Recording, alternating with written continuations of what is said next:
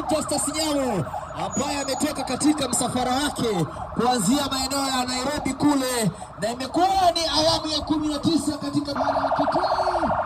Tukaribisha hivyo basi, ni upokeaji rasmi wa maeneo haya. Ni msafara ulioanza katika maeneo yale ya jiji kuu la Nairobi, ambao umezinduliwa rasmi katika ofisi zile za KWS. Msafara huu umekuwa ni wenye kuendelea moja kwa moja ukapita katika maeneo gatuzi tofauti. Msafara huu umekuwa ni wenye kupita katika maeneo gatuzi yale ya Machakos. Tumeingia Makueni na hivi sasa tunaona